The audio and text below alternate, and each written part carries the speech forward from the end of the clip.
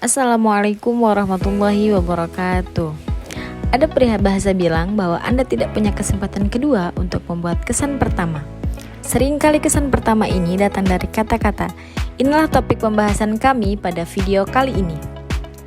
Asal-usul trigonometri, perbandingan trigonometri segitiga siku-siku, fungsi trigonometri, sudut istimewa dan sudut berelasi, serta koordinat kutub dan koordinat kartesius.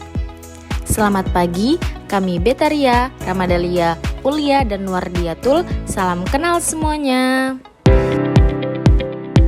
Baiklah, di sini kita masuk ke materi yang pertama, yaitu asal-usul sin cos tan. Di sini sudah tergambar ilustrasi geometri di mana sudut A, O, C. Kita masuk ke yang pertama, yaitu asal-usul sin. Nah, di sini kan terdapat ilustrasi geometri di mana sudut AOC itu sama dengan 1/2 sudut AOB. Nah, di mana AC itu merupakan 1/2 AB. Berarti AC merupakan setengah kali busur AB.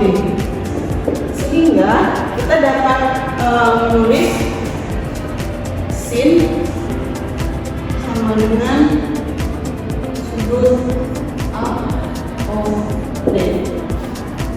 Lalu kita masuk ke yang kedua, yaitu asal-usul cos. Di sini kita gambarkan kembali ilustrasi geometri tapi lebih sederhana. Nah, di mana di sini kita sudah mendapatkan sudut theta dan sudut alpha. Nah, tadi kan diketahui bahwa AC merupakan sin theta. Nah, sedangkan kosinus itu berasal dari kata cosine, di mana artinya co adalah komplement. Berarti komplement dari theta adalah alpha, dan begitu pun sebaliknya. Nah, kita mengetahui bahwa sudut alpha dan sudut theta jika dijumlahkan adalah 90 derajat.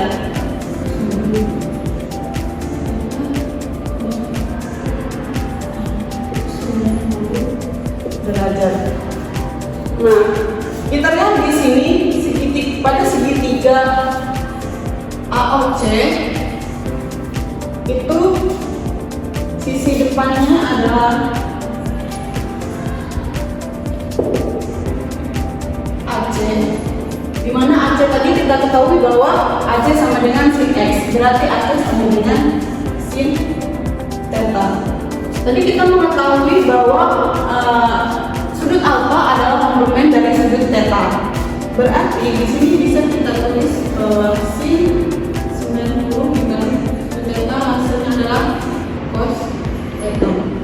Lalu yang ketiga yaitu asal-usul tan dan sekan. Di sini kita gambarkan kembali ilustrasi geometris tadi, di mana kita menambahkan garis yang disebut tan line dan secant line.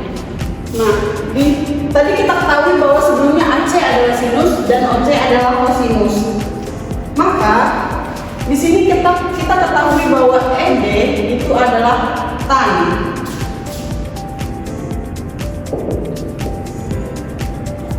Dan DE itu adalah sekan.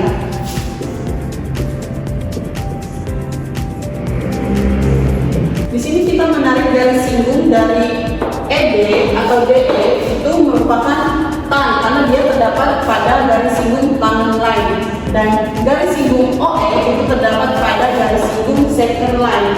Nah, dari sinilah asal terdapatnya tan dan sekan.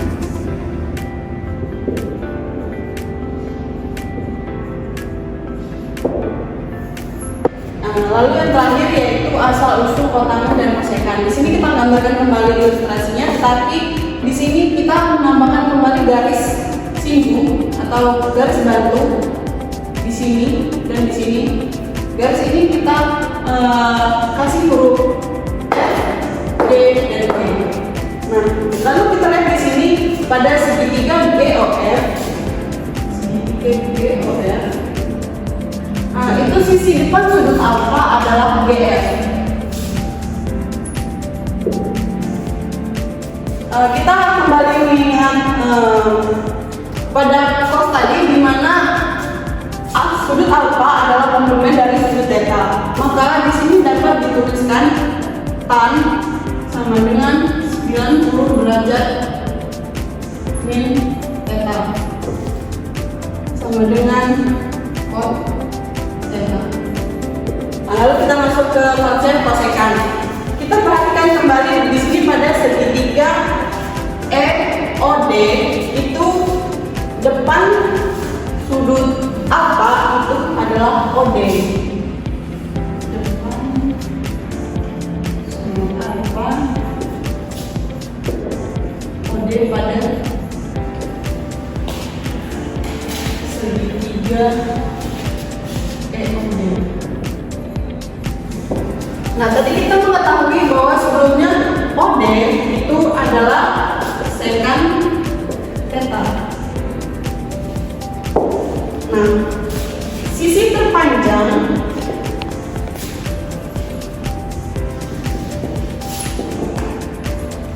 pada segitiga FOG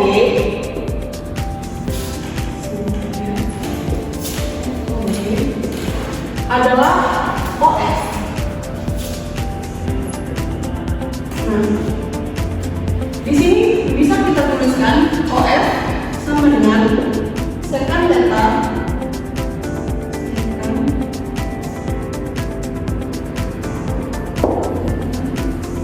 sama dengan secant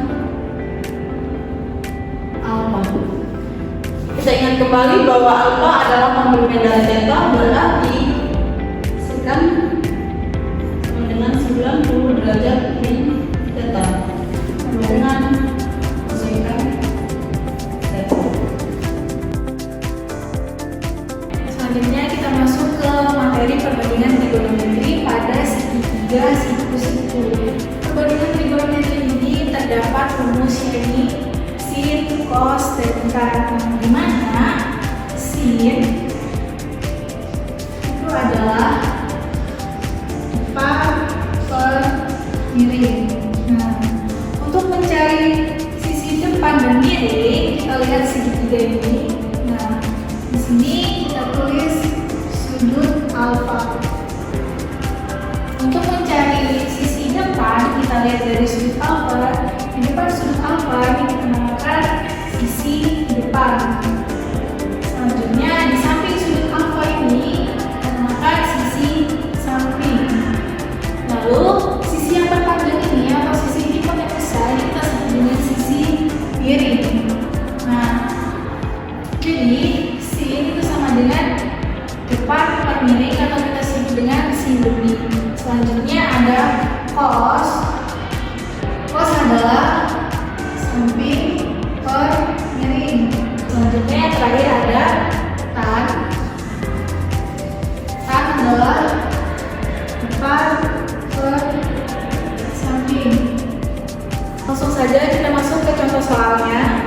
Kita masuk ke contoh soalnya. Di sini diketahui sudut alfa. Nah, yang ditanyakan adalah sin alfa, cos alfa, dan tan alfa. Yang pertama kita cari adalah sin alfa. Sin, kita ingat kembali, sin adalah demi depan per miring. Nah, di sini diketahui sisi depan atau di depan sudut alfa adalah 2 per. Nah, sisi miringnya ini kan belum diketahui. Nah, untuk mencari sisi miring kita gunakan teorema Pythagoras, yakni AC itu sama dengan akar dari 2 kuadrat plus 3 kuadrat itu sama dengan 4 tambah 9 sama dengan akar 13. Kita dapatkan sisi miringnya AC adalah akar 13. Nah, sudah diketahui sisi miringnya adalah akar 13. Karena kita hasilkan adalah penyebutnya adalah akar, maka kita rasionalkan dengan cara mengalihkan akar sekawan. Jadi dikali akar 13 dikali akar 13 sama dengan 2 per 12 akar 12. Selanjutnya kita cari nilai cos alfa. Kita ingat kembali, cos adalah samping. Jadi cos alfa disebut dengan samping per ini. Kita ketahui sisi sampingnya adalah 3, lalu sisi ininya adalah akar 12. Nah, penyebutnya kita hasilkan penyebutnya adalah akar, maka kita rasionalkan dengan cara mengalihkan akar sekawan. Akar 13 per akar 13 sama dengan 3 per 13 akar 13. Selanjutnya yang ketiga, yang terakhir adalah tan alfa itu sama dengan, kita ingin rumus tan adalah desa depan per samping. Nah, kita ketahui sisi depannya adalah 2, lalu sisi sampingnya adalah 3, maka didapatkan tan alfa sama dengan 2 per 3. Nah, di sini kan sudut istimewa. Kemudian dari sudut istimewa itu adalah sudut-sudut yang memiliki nilai trigonometri seperti sin, cos, dan tan yang menjadi ingat untuk yang digunakan nantinya dalam perhitungan. Nah, sudut istimewa itu biasanya dari pada riwayat ini. Nah, ini bisa kita ingat caranya, yaitu dengan kata semanis.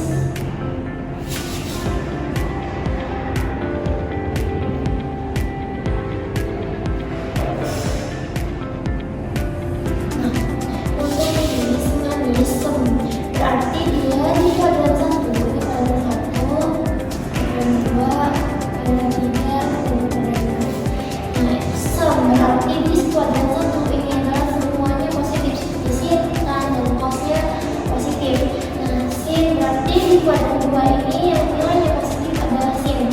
Nah, tan tanpa nilainya tan itu berarti di kuadran 3 yang nilainya positif itu hanya tan dan cos berarti cos, yaitu di kuadran 4 yang nilainya positif adalah yang cos.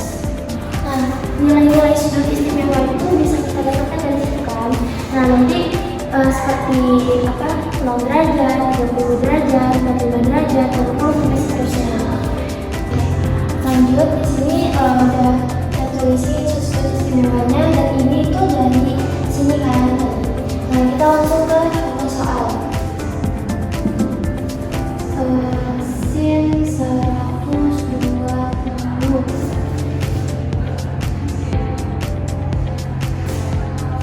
Sin 120. Dan kita bisa pakai cara begini, dan kita pakai dari 180 ya, yang kita ada. Terus ini 90, yang ini 120. Nah, 180 plus 120 itu butuh angka berapa? Butuh angka 60 kan? Nah, kita tulis di sini. Dimana sin 60 derajat. Nah, sin 60 derajat itu berapa? Sin 60 derajat itu 1 per 2 akar 3. Yang selanjutnya yaitu tentang sudut berelasi. Nah, sudut berelasi itu adalah sudut-sudut yang memiliki nilai trigonometri yang saling berkaitan meskipun dia berada di kuadran yang berbeda. Nah, pada dasarnya sudut relasi itu adalah sudut yang menggunakan sudut istimewa sebagai acuan. Nah, langsung aja kita ke contoh soalnya ya. Contohnya yaitu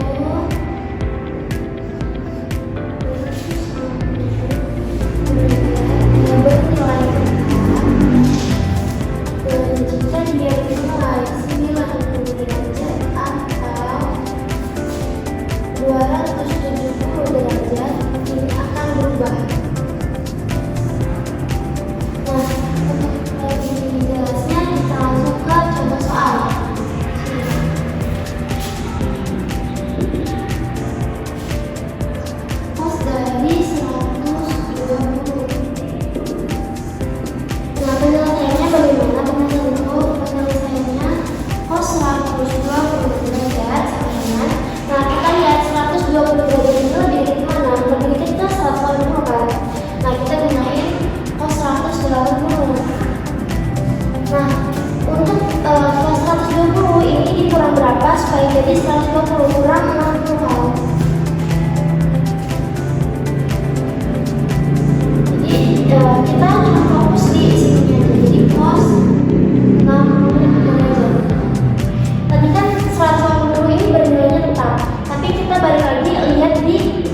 kosinusnya. Nah, nilai dari 120 ini ke sini kan, kuadran 1 itu 6 sampai 90, 90 ke 180, 270, ini 360. Nah, cos 120 ini kan ke sini kan, kuadran 2 kan. Nah, tapi di kuadran 2 ini kan nilai yang positifnya cuma sin. Sedangkan di sini cos, makanya kita jadi nilainya min cos 60. Kan udah ketemu, jadi ini cos 60 derajat. Nah, cos dari 60 derajat itu sama dengan 1/2 kan. Jadi min 1/2. Baik, selanjutnya kita akan membahas tentang koordinat kartesius dan koordinat kutub. Untuk yang pertama, kita akan membahas koordinat kartesius, di mana koordinat kartesius terdiri dari sumbu X dan sumbu Y, yaitu untuk menunjukkan posisi titik dalam bidang 2 dimensi. Maka di sini terdapat suatu titik, yaitu titik A. Nah, suatu titik dapat direpresentasikan dengan dalam pasangan X dan Y. Maka titik A itu terdiri dari X, Y, di mana X-nya adalah jarak horizontal dari titik ke sumbu Y, dan Y-nya adalah jarak vertikal dari titik ke sumbu X. Misalnya terdapat titik A di sini 3,2. Berarti di sini 3-nya itu adalah X dan 2-nya itu adalah Y, di mana 3X-nya adalah 3, yaitu jarak horizontal dari titik ke Y. Berarti di sini 1, 2, 3. Berarti di sini X-nya 3 dan di sini Y-nya 2. Berarti jarak vertikal dari titik ke X. Berarti di sini 1, di sini 2. Nah, di sini titiknya, titik A itu ada di sini. Titik A maka sama dengan 3,2. Selanjutnya itu koordinat kutub. Koordinat kutub adalah suatu sistem koordinat 2 dimensi, di mana setiap titik pada bidang ini ditentukan oleh jarak dan sudut yang telah ditetapkan. Maka di sini contohnya kita beri jarak dan sudut. Nah, koordinat kutub ini titik di koordinat kutub dapat direpresentasikan dengan pasangan, yaitu titik A dengan pasangan R, alfa. R-nya itu adalah, di mana R adalah jarak dari titik itu ke pusat atau dari pusat ke titik, dan alfa itu adalah sudut yang telah ditentukan. Contohnya di sini misalnya ada titik A itu sama dengan 8,45 derajat. Maka di sini jarak R-nya atau jaraknya itu adalah 8-nya ini adalah R atau jarak, dan 45 derajatnya ini adalah alfa atau sudut yang telah ditentukan. Selanjutnya di sini kita akan membahas antara hubungan koordinat kutub dan koordinat kartesius. Untuk yang pertama itu, jika diketahui koordinat kutub yaitu titik R dan alfanya, maka di sini kita mencari dulu. Untuk rumus cos alfa itu sama dengan samping per miring. Maka samping dari cos alfanya ini adalah X dan miringnya adalah R. Maka di sini X per R. Dan untuk sin alfa itu sama dengan depan per miring, dimana sama dengan depannya itu adalah Y dan miringnya itu adalah R. Maka di sini Y per R. Nah, dari rumus cos dan sin ini yang didapatkan, jika diketahui koordinat kutub, maka kita akan mencari koordinat kartesiusnya, dimana koordinat kartesius itu adalah X dan Y. Maka di sini dari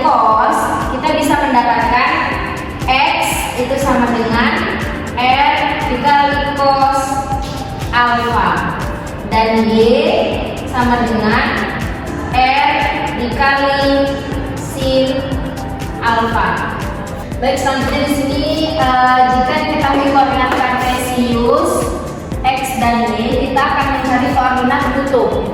Nah, koordinat kutub itu terdiri dari pasangan R atau jarak dan sudutnya yang telah ditetapkan atau alfa. Maka di sini untuk mencari R itu sama dengan R di sini sama dengan sisi miring. Berarti kita dapat menggunakan rumus R sama dengan akar X kuadrat plus Y kuadrat.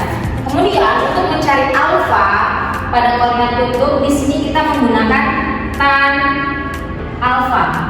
Kenapa kita menggunakan tan alfa? Karena pada koordinat kutub kita akan mencari R dan alfa, sementara R-nya belum kita ketahui. Maka di sini yang bisa kita gunakan adalah sisi X dan sisi Y, di mana rumus dari tan adalah depan per samping. Maka tan alfa itu sama dengan desa, yaitu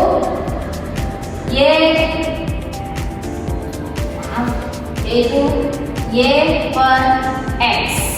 Langsung aja kita masuk ke contoh soal. Di sini terdapat koordinat kutub yaitu 8,60 derajat. Nah, di sini kita akan mengubahnya ke koordinat kartesius, di mana koordinat kartesius adalah X dan Y. Di mana sebelumnya sudah kita dapatkan rumus X itu sama dengan R dikali cos alfa dan Y sama dengan R dikali sin alfa. Nah, untuk mencari X, di sini X sama dengan R adalah jarak, di sini R adalah 8. Maka 8 dikali cos alfanya 60 derajat, cos 60 derajat. Maka X sama dengan 8 dikali cos 60 derajat adalah setengah, 1/2. Maka di sini didapatkan X sama dengan 8 dikali 1/2 adalah 4.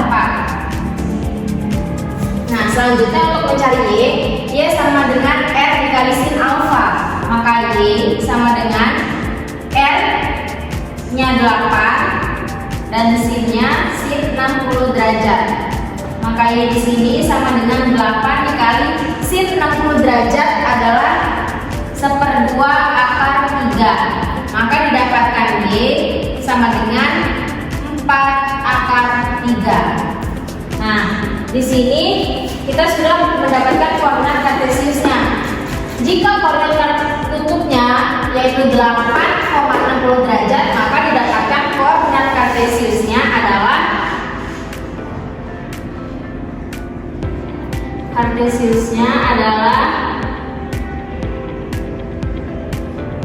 4,4 akar 3. Selanjutnya kita akan mencari koordinat kutub jika diketahui koordinat kartesius. Di sini koordinat kartesiusnya itu adalah titik A 4,4, di mana di sini 4-nya adalah X dan di sini 4-nya adalah Y. Untuk mencari koordinat kutub, yang pertama kita akan mencari R atau jaraknya, di mana R itu adalah akar dari X kuadrat plus Y kuadrat. Maka R sama dengan akar dari 4 kuadrat plus 4 kuadrat. Maka R sama dengan akar dari 16 plus 16. Maka R sama dengan akar 32. 32 ini kita akan sederhanakan sama dengan akar 16 dikali akar 2. Maka di sini R sama dengan akar 16 adalah 4. Maka akar 2-nya turun, maka 4 akar 2. Maka R-nya adalah 4 akar 2. Kemudian kita akan mencari alfanya atau sudut. Maka kita menggunakan tan alfa. Tan alfa sama dengan Y per X. Maka di sini tan alfa sama dengan Y-nya adalah 4 dan X-nya 4. Maka tan alfa sama dengan 1.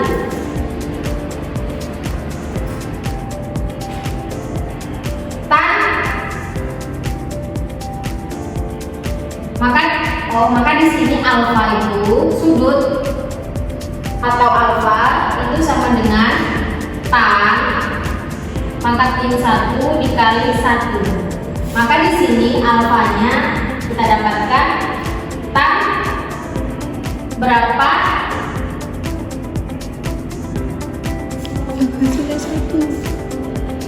Ya, tan berapa yang menghasilkan 1. Maka di sini alfanya itu kita dapatkan 45 derajat. Nah, maka di sini kita dapatkan dari koordinat kartesius 4,4 didapatkan koordinat kutubnya itu adalah